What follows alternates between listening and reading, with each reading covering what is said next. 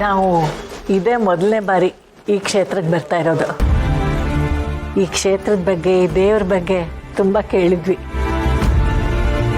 ತುಂಬ ಸಂತೋಷಮ್ಮ. ಭಗವಂತ ತನ್ನ ಭಕ್ತರನ್ನ ಕೆಲವು ಸಂದರ್ಭಗಳಲ್ಲಿ ಕರೆಸ್ಕೊತಾನೆ. ಅದರಲ್ಲೂ ವಿಶೇಷ ಅಂತಂದರೆ ಭಕ್ತರಿಗೆ ಯಾವುದೇ ಸಮಸ್ಯೆ ಇದ್ರೂ ಕೂಡ ನಿವಾರಣೆ ಮಾಡ್ತಾನೆ.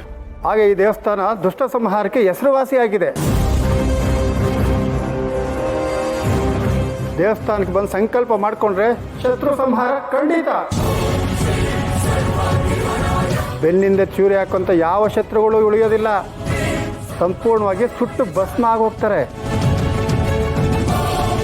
ನನ್ನ ಮೊಮ್ಮಗಳ ಮದುವೆ ಗೊತ್ತಾಗಿದೆ. ಅವಳ ಮದುವೆ ಯಾವುದೇ ಅಡ್ಡಿ ಆತಂಕಗಳು ಇಲ್ಲದೆ ನಡಿಬೇಕು. ಅವಳ ಮದುವೆಗೆ ಯಾವುದೇ ಶತ್ರು ಅಡ್ಡ ಬಂದರೂ ಅವ್ರ ನಾಶ ಆಗ್ಬಿಡ್ಬೇಕು. ಇದೇ ನನ್ನ ಬೇಡಿಕೆ. ಇವಳನ್ನ ಕೈ ಹಿಡಿಯೋ ಹುಡುಗ ಸುಬ್ರಹ್ಮಣ್ಯ ಅಂತ, ಇವರಿಬ್ಬರ ಹೆಸರಲ್ಲೂ ಅರ್ಚನೆ ಮಾಡಿಸಿ.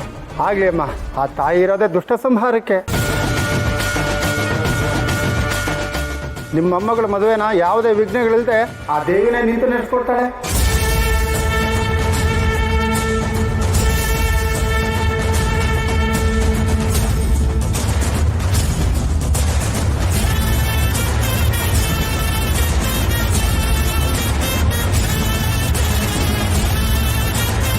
ನಿಮ್ಮ ಮೊಮ್ಮಗಳ ಮದುವೆನ ಯಾವುದೇ ವಿಘ್ನಗಳಿಲ್ಲದೆ ಆ ದೇವಿನೇ ನಿಂತು ನಡೆಸ್ಕೊಡ್ತಾಳೆ.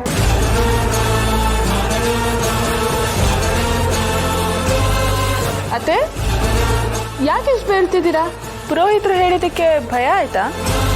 ಭಯ ಪಡೋ ಅಂಥದ್ದು ಏನಿಲ್ಲ. ದೇವ್ರ ಮೇಲೆ ನಂಬಿಕೆ ಇಡಬೇಕು ಅಷ್ಟೇ. ಆ ತಾಯಿಗೆ ಕೆಟ್ಟವ್ರು ಯಾರು, ಒಳ್ಳೆಯವ್ರು ಯಾರು ಅಂತ ನಾವು ಹೇಳ್ಕೊಡ್ಬೇಕಾಗಿಲ್ಲ.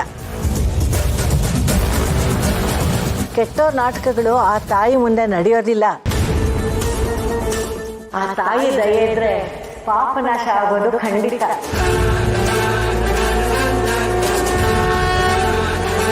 ಒಳ್ಳೆ ಮನಸ್ಸಿರೋರಿಗೆ ಯಾವ ಸಮಸ್ಯೆನೂ ಆಗಲ್ಲ. ಅದು ಬೆಳಗ್ಗೆ ಬರೋ ಅರ್ಜೆನ್ಸಿಯಲ್ಲಿ ನಾನು ತಿಂಡಿ ತಿಂದಿಲ್ಲ, ಅದಕ್ಕೆ ಶುಗರ್ ಲೆವೆಲ್ ಲೋ ಆಗಿದೆ ಅನಿಸುತ್ತೆ.